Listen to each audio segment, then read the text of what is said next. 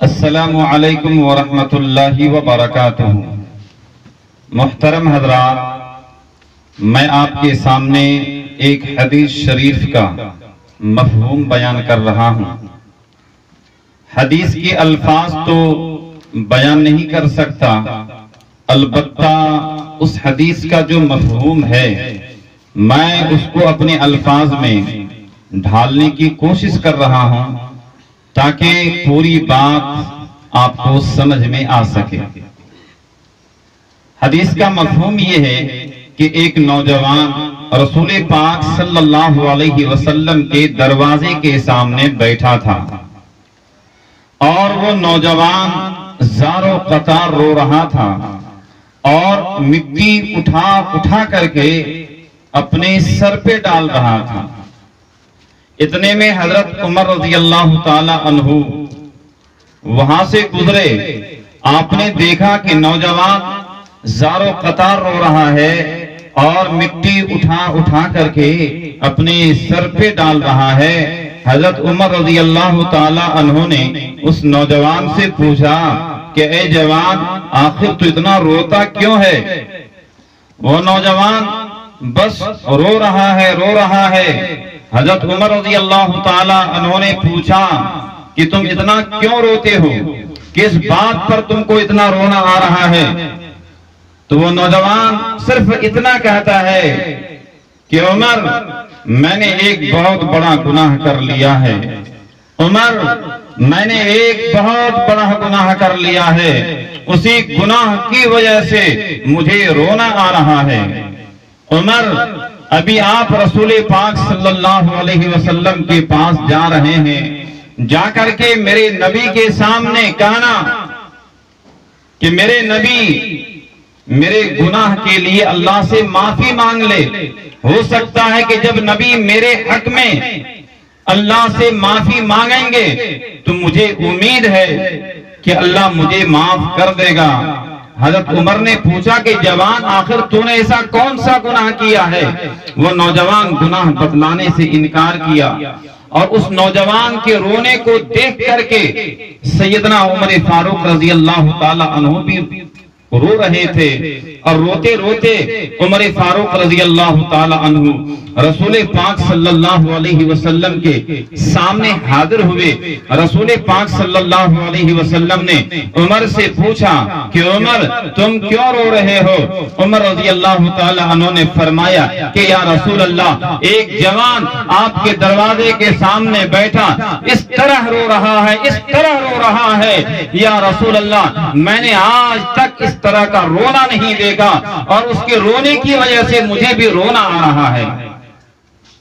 रसूल पाक सल्लल्लाहु अलैहि वसल्लम ने हजरत उमर से फरमाया कि उस जवान को बुलाओ। ये नौजवान जब रसूल पाक सल्लल्लाहु अलैहि वसल्लम के सामने हाजिर हुआ, रसूल पाक सल्लल्लाहु अलैहि वसल्लम ने पूछा कि जवान, तुमने ऐसा कौन सा गुनाह किया है कि तुम इस कदर रो रहे हो?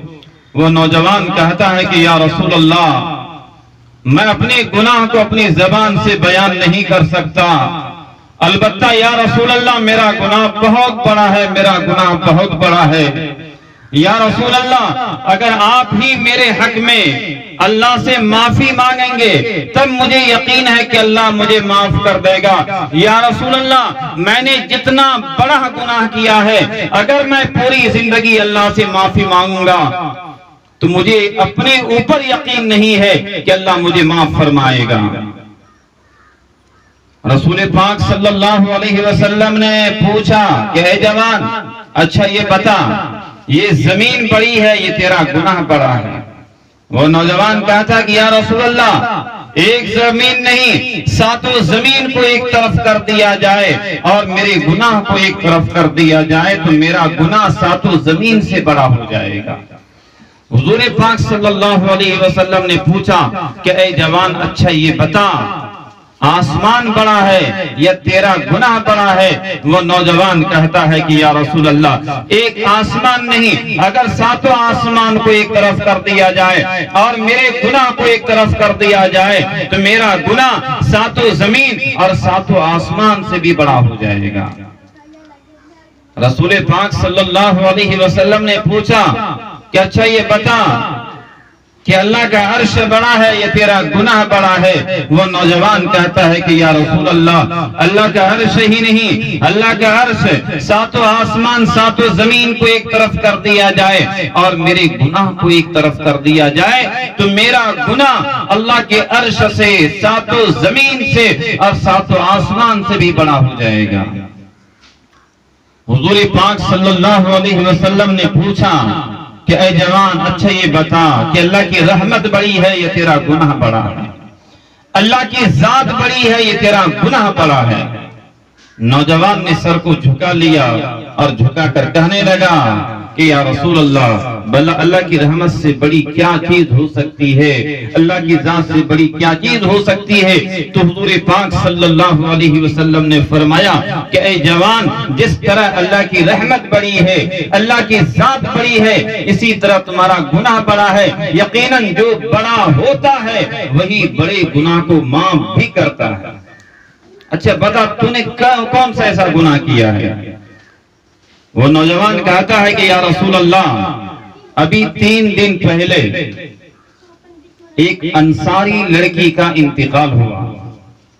या रसूल अल्लाह, उस अंसारी लड़की की नमाज़े जनाजा आपने पढ़ाई, उस नमाज़े जनाजा में मैं भी शरीक था। जब लोगों ने लड़की को दफना दिए और अपने अपने घरों को वापस चले आए, या रसूल अल्लाह, मेरी आदत कफन चोरी करने की है। या रसूल अल्लाह, मेरा गुजर बसर जो होता है वो कफन चोरी करने के बाद कफन को बेच करके जो पैसे मिलते हैं उसी से मेरा गुजर बसर होता है। या रसूल अल्लाह, मैंने अपनी जिंदगी के अंदर 999 मुर्दों के कफन निकाले, 999 मुर्दे के बदन से कफन के कपड़े उतार करके मैंने बेच करके अपना गुजर बसर किया। या रसूल अल्लाह, जब अंसारी लड़की को लोगों ने दफना दिए, जब रात हो गई, ये मेरी जिंदगी का 1000वां था, मैं रात के अंदर कब्रिस्तान पहुंचा और जाकर के उस लड़की की कब्र पर से मिट्टी हटाया। मिट्टी हटाने के बाद तख्त को हटाया और मैंने जो मुर्दा लड़की कब्र में लेटी हुई थी, मैंने उसके बदन से कपड़े को निकाले। कपड़े निकाल करके या रसूल अल्लाह, जब मैं वापस आ रहा था तो शैतान ने मेरे ऊपर गलबा पा लिया। मैं शैतान के जाल में फंस गया। फिर क्या था, मैं पलट करके उस कब्र में दाखिल हुआ जिस कब्र के अंदर ये लड़की लेटी हुई थी। या रसूल अल्लाह, मैंने उस लड़की के साथ ऐसा काम किया जो नहीं करना चाहिए। मैंने बहुत गलत काम किया, मैंने बहुत घिनौना काम किया। या रसूल अल्लाह, उस गंदे काम से फारिग होने के बाद जब मैं वापस आ रहा था, कुछ कदम चला कि वो लड़की अपनी कब्र में खड़ी हो गई। वो लड़की अपनी कब्र में खड़ी हो गई और मुझे आवाज लगाती है कि जवान रुक जा। मैं हैरान हो गया। वो लड़की मुझसे कहने लगी कि जवान, क्या तुमको शर्म नहीं आती? जब मैं जिंदा थी तो मैंने अपनी इज्जत की हिफाजत की थी, किसी ने मेरी जानिब नजर नहीं उठाया था। लेकिन आज जब मैं मर गई हूं, हजारों मुर्दों के बीच में मुझे रखा गया है। आज मरने के बाद तूने मेरी इज्जत का तार तार किया है। ऐ जवान, मुझे नहला करके पाक साफ करके मुझे कब्र में डाला गया था, लेकिन आज तूने मुझे नापाक कर दिया है। तूने मेरे जिस्म को गंदा कर दिया है। ऐ जवान, जब मैं दुनिया में थी जिस्म को छुपा करके रखती थी, लेकिन आज तूने मुझे उतने मुर्दों के बीच में नंगा कर दिया है। ऐ जवान, अगर अल्लाह ताला तुमसे क़यामत के दिन पूछ ले तो तुम अल्लाह को क्या जवाब दोगे? तुम अल्लाह के सामने कैसे मुंह दिखाओगे? या रसूल अल्लाह, उस लड़की की बात सुन करके मेरे हाथ में जो कपड़े थे, कफन के जो कपड़े मेरे हाथ में थे, वो कपड़े वहीं गिर गए। मैं वहां से भागा। भागते हुए अब मुझे खुद का पता नहीं है कि मैं क्या कर रहा हूं, मैं कहां जा रहा हूं। या रसूल अल्लाह, ये मेरा गुनाह है। हुजूर अकरम सल्लल्लाहु अलैहि वसल्लम ने जब उस जवान का गुनाह सुना, रसूल पाक सल्लल्लाहु अलैहि वसल्लम को गुस्सा आ गया। हुजूर पाक सल्लल्लाहु अलैहि वसल्लम ने उस नौजवान से कहा, चलो मेरे सामने से हट जाओ, तुमने हकीकत में बहुत बड़ा गुनाह किया है। कहीं तुम्हारे गुनाह की वजह से आसमान से अजाब न नाजिल हो जाए। चलो हट जाओ मेरे सामने से, कहीं तुम्हारे गुनाह की वजह से अल्लाह आसमान से आग को न बरसा दे। वो नौजवान वहां से उठा और मदीने के एक जंगल में चला गया। जंगल में जाने के बाद तकरीबन 40 दिन तक ये नौजवान जंगल में पागल की तरह घूमता रहा, अल्लाह के सामने रोता रहा, गिड़गिड़ाता रहा और अपने गुनाह की माफी मांगता रहा। जब 40 दिन मुकम्मल हुआ, एक मर्तबा जिब्राईल अलैहिस्सलातु वस्सलाम रसूल पाक सल्लल्लाहु अलैहि वसल्लम के पास आए और आकर कहने लगे कि या रसूल अल्लाह, अल्लाह ने मुझे आपके पास भेजा है और अल्लाह ने आपसे पूछा कि जाओ मोहम्मद से पूछो क्या या मखलूक को किसने बनाया, मखलूक को पैदा किसने किया, आया अल्लाह ने पैदा किया या मोहम्मद ने पैदा किया। हुजूर पाक सल्लल्लाहु अलैहि वसल्लम से जब ये सवाल किया, हुजूर अकरम सल्लल्लाहु अलैहि वसल्लम कांप गए, चौंक गए और कहने लगे कि जिब्राईल, यकीनन मुझे भी और सारी मखलूक को पैदा करने वाला अल्लाह है।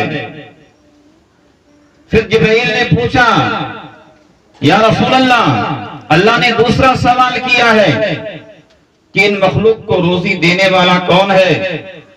हुजूर पाक सल्लल्लाहु अलैहि वसल्लम ने फरमाया कि जिब्राईल, मुझे भी और सारी मखलूकात को रोजी देने वाला भी अल्लाह है।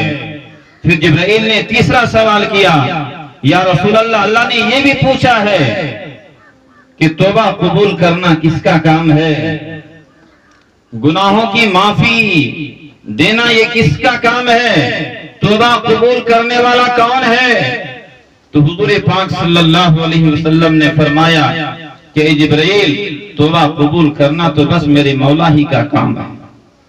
हजरत जिब्राईल अलैहिस्सलातु वस्सलाम ने फरमाया कि या रसूल अल्लाह, आज से कुछ दिन पहले एक जवान एक बड़े गुनाह को लेकर के आपके सामने आया था। वो जवान कफन चोरी करता था, यकीनन बहुत बड़ा गुनाह था। लेकिन 40 दिन गुजर गए, वो नौजवान अल्लाह के सामने इस कदर रोया, इस कदर गिड़गिड़ाया, और अल्लाह ने मुझे भेजा है कि जाकर के मेरे महबूब को कह दो कि मेरे महबूब उस नौजवान को खुशखबरी सुनाए कि अल्लाह ने उसके गुनाह को माफ कर दिया है, अल्लाह ने उसके खता को माफ कर दिया है। रसूल पाक सल्लल्लाहु अलैहि वसल्लम फौरन कुछ सहाबा को उस नौजवान की तलाश करने के लिए भेजे। उन सहाबा में गालिबन हजरत उमर फारूक रजी अल्लाह ताला अन्हु, हजरत अली रजी अल्लाह ताला अन्हु और हजरत मिक़दाद इब्न अस्वद रजी अल्लाह ताला अन्हु, ये तीनों सहाबा तेज रफ्तार घोड़ा लेकर के उस जंगल में गए और जंगल में उस जवान को तलाश करने लगे। लेकिन वो जवान कहीं नजर नहीं आया।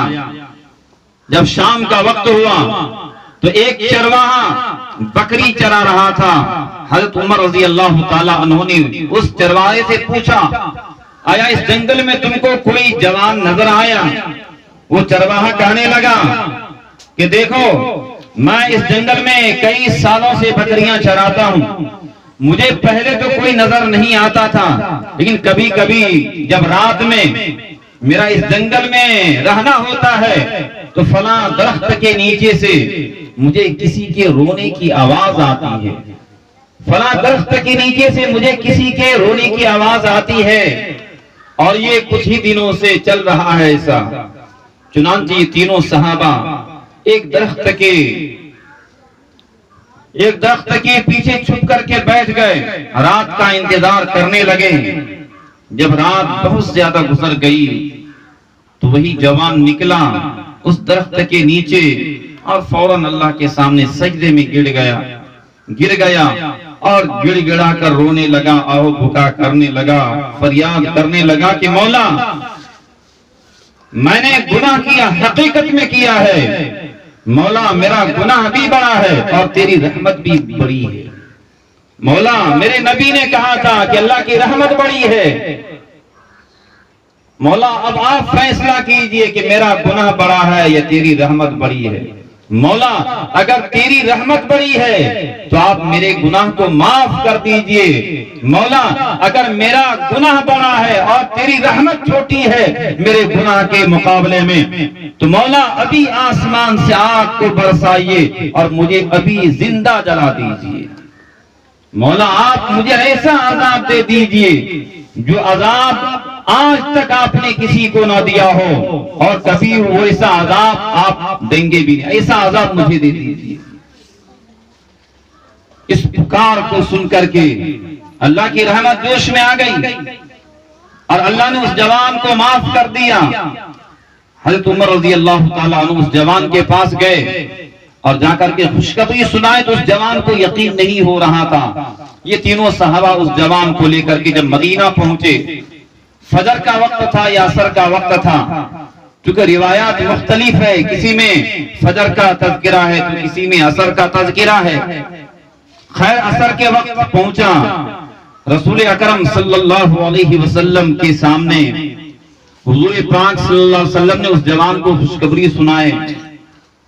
वो जवान कहने लगा कि या रसूल अल्लाह, अल्लाह ने मुझे किस वजह से माफ कर दिया, मेरे से कौन से अमल की वजह से अल्लाह ने माफ कर दिया। हुजूर पाक सल्लल्लाहु अलैहि वसल्लम ने फरमाया कि अभी नमाज का वक्त है, जब नमाज मुकम्मल होगी तो तुम्हें बतला दिया जाएगा।